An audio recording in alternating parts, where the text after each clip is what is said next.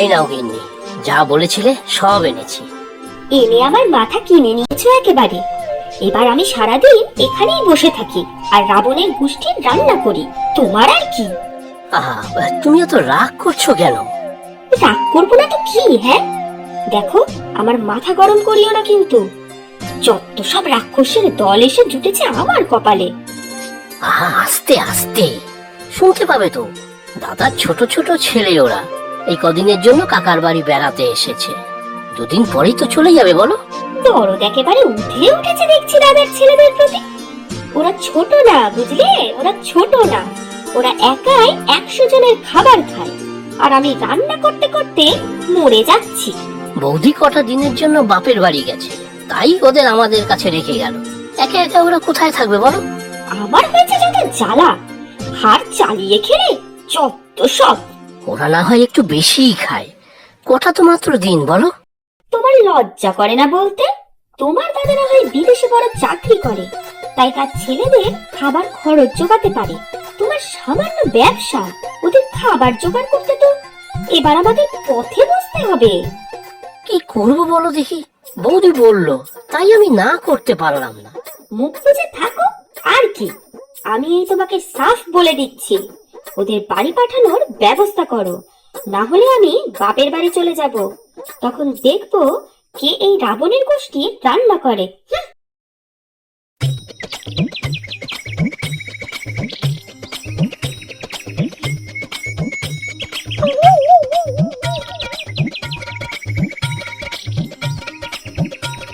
কাকার বাড়িতে এত ভালো আম পাওয়া যায় জানতাম না তো। যা বলেছিস, এবার থেকে প্রতি বছর আসতে হবে। আমগুলো খুব মিষ্টি।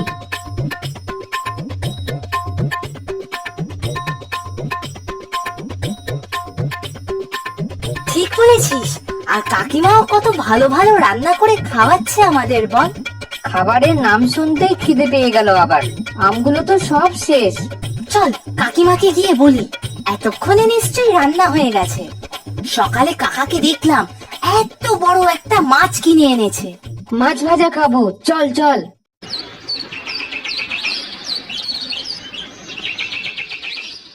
ও নিতাইদা, কি হয়েছে বলো তো? কদিন ধরেই তোমাকে খুব মনমরা দেখছি। আর বলো না ভাই অমল, বড়ই অশান্তিতে আছি। আমার দাদার 2 ছেলে আমার কাছে কদিনের জন্য বেড়াতে এসেছে, নদাই আর গদাই। ওদের নিয়েই যত ঝামেলা। দুষ্টু ছেলে বুঝি ঘর দরের জিনিসপত্র নষ্ট করছে? না, তা নয়, ওরা দুটিতে খুব খেতে ভালোবাসে। ও তাই বলো? খুব বুঝি এটা ওটা খাবো বলে বায়না করছে? তাও না, তুমি ব্যাপারটা বুঝতে পারছো না। ওরা খুব খায়, মানে একাই 100 জনের খাবার খায়। 100 জন?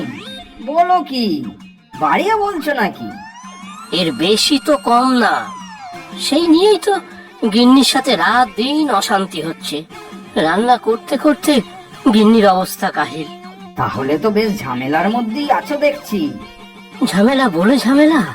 গিন্নি বলেছে রাগ করে বাপের বাড়ি চলে যাবে, আর আমিও ওদের খাবার জোগান দিতে দিতে কাহিল হয়ে যাচ্ছি। আমার দাদার টাকা কড়ি কম নেই, কিন্তু আমার তো পথে বসার অবস্থা। তোমাকে দেখে বড় চিন্তা হচ্ছে গো। আজ উঠি, বুঝলে, গিন্নি খুব রেগে আছে। যাই গিয়ে দেখি। কাকিমা তো খেতে চাই শুনেই রেগে গেল, কিন্তু খিদেতে যে পেট চোচো করছে। এইখানে খুঁজে দেখি কিছু যদি পাই। বেশিক্ষণ না খেয়ে থাকলে যে মাথা ঝিমঝিম করে আমার। ওই দেখ গদাই, আরো 1 ছুরি আম রাখা আছে। তাই তো, চল চল ওগুলোই খাই, কি মজা।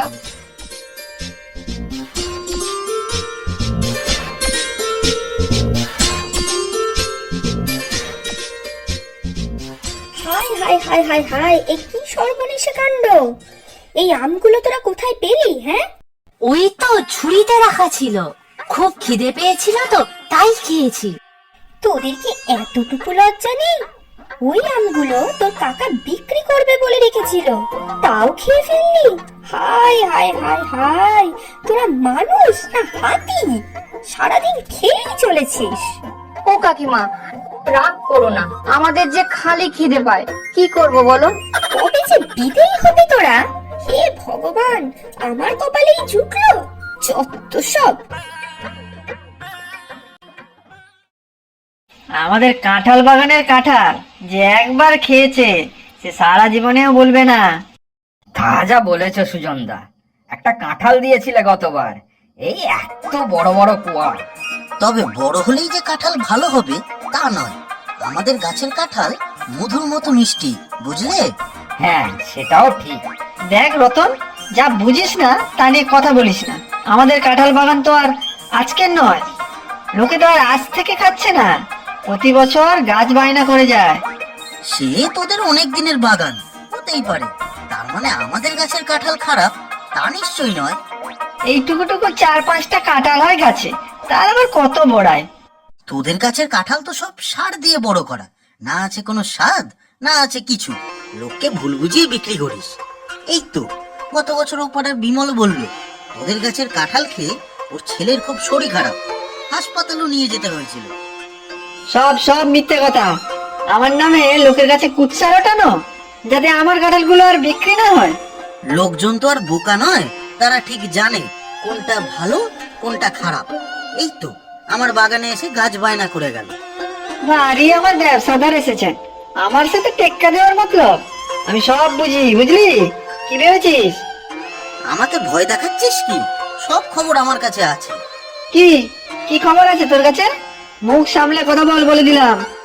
আহা, তোমরা দুজন নিজেদের মধ্যে ঝগড়া থামাও তো দেখি। ওই ওকে বলো অমল, আমার কোনো ইচ্ছে নেই গায়ে পড়ে ঝগড়া করার। কি কি বলতে চাইছিস তুই? আহা, তোমরা থামবে? ঝগড়া করে হবেটা কি?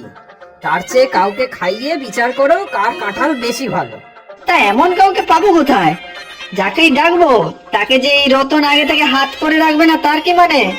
মুখ সামলে কথা বল সুজন। আবার তোমরা ঝগড়া করছো? ঠিক আছে, নতুন কাউকে আমি জোগাড় করব। তোমরাও যাকে চেনো না আর সেও তোমাদের চেনে না। ঠিক আছে, আমার কোনো আপত্তি নেই।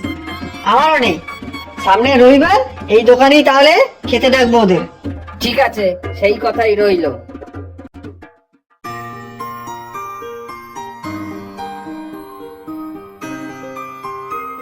ও নিতাইদা, তোমার সাথে একটা জরুরি দরকার ছিল, কিন্তু তুমি এইরকম মাথায় হাত দিয়ে বসে আছো কেন? তোমাকে তো সেদিন বললাম গো, আমার দাদার ছেলেদের নিয়ে বড়ই সমস্যায় পড়েছি। ওদের খাওয়াতে খাওয়াতে আমার তো প্রায় হাড়ির হাল। গিন্নির সাথে রোজ ঝগড়া অশান্তি চলছে। আরে, তোমার এই সমস্যার সমাধান করতেই তো এলাম। কাল আমার দোকানে কাঁঠাল খাবার নিমন্ত্রণ আছে। আমি তো কিছুই বুঝতে পারছি না। রতনদা আর সুজয়দা দুজনের কাঁঠাল বাগান নিয়ে আজ আমার দোকানে তুমুল ঝগড়া। তখনই তোমার দাদার ছেলের কথা আমার মাথায় আসলো। তুমি বলেছিলে ওরা খুব খায়। খাই তো, আর সেই নিয়েই তো যত সমস্যা। তুমি কাল ওদের আমার দোকানে নিয়ে এসো, ওরা কত খেতে পারে খাক। তোমারও সমস্যার সমাধান, আর ওদের দুজনেরও কার গাছের কাঁঠাল ভালো সেই ঝগড়ারও অবসান হবে। বাহ, খুব ভালো হবে তাহলে। গিন্নিকে বলি গিয়ে আগে। এ কি, এই যে দুটো বাচ্চা, ওরা আমার বাগানের কাঁঠাল খেয়ে কি বুঝবে? তাই তো, এরা তো খুব ছোট। দেখো, এরা বাইরের লোক, তোমরাই তো বলেছিলে যাতে গ্রামের লোক না হয়।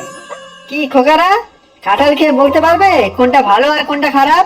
হ্যাঁ হ্যাঁ, আমরা খেতে খুব ভালোবাসি, সব খেয়ে নেব, তাই না রে নদাই? হ্যাঁ হ্যাঁ, ও কাকু আমাদের খেতে দাও। এই তো, বসে পড়ো তোমরা।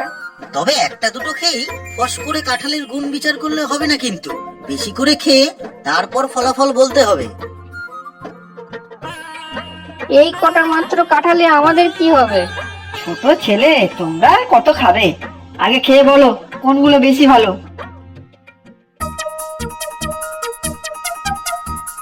দাও, আরো দাও, খুব খিদে পেয়েছে। এই তো, নাও না, অনেক আছে, গাছ ভর্তি কাঁঠাল।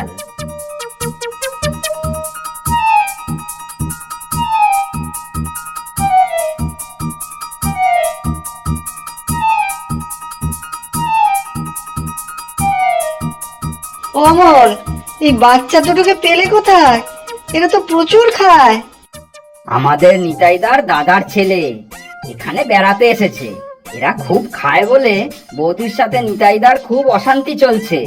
এদিকে তোমরাও ঝগড়া করে চলেছো, তাই ভাবলাম এদের ডাকি। তা ভালোই করেছো, বাচ্চারা তো আর মিছে কথা বলবে না, খেয়ে সঠিকটাই বলবে কাঠটা ভালো। কিন্তু এর মধ্যেই তো 2 ভ্যান কাঁঠাল শেষ। ভয় পেয়ে গেলি বুঝি? আমার এখনো অনেক কাঁঠাল আছে। এই শর্মা কাউকে ভয় পায় না, বুঝলি? আরো 2 ভ্যান কাঁঠাল আমি আনছি এক্ষুনি। আমার তো আর গাছ কম নেই।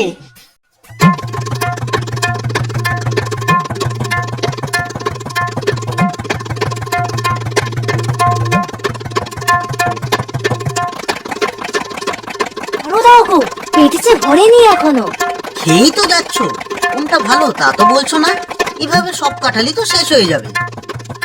আরো কয়েকটা না খেলে বলবো কি করে? দাও দাও। ওরে রতন, এরা তো প্রায় 150-200 কাঁঠাল শেষ করে দিল, এখনো বলছে খাবে। তাই তো দেখছি, এরকম করলে বিক্রি করবো কি? লোকসানই লোকসান।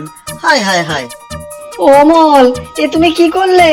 কত বড় ক্ষতি হয়ে গেল আমাদের। আমিও কি জানতাম ছাই যে এরা এত খায়?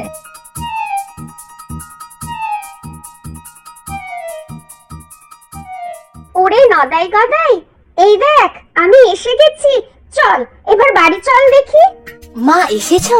তোমার কথা খুব মনে পড়ছিল। হ্যাঁ গো মা, এই দেখো না, মনের দুঃখে কাঁঠাল খাচ্ছি। চল বাছা ঘরে চল, আমি অনেক রান্না করে খাওয়াবো তোদের। হ্যাঁ চল তোরা এবার। অমলদা, তোমাদের সমস্যা মিটেছে তো? হ্যাঁ হ্যাঁ, খুব মিটেছে। এবার ওরা না গেলে আরো সমস্যা শুরু হয়ে যাবে। কি বলিস রতন? ঠিক ঠিক, তোমাদের দুজনকে 2টো কাঁঠাল দিচ্ছি, বাড়ি গিয়ে খেও কেমন? হ্যাঁ রে বাছারা, চল এবার।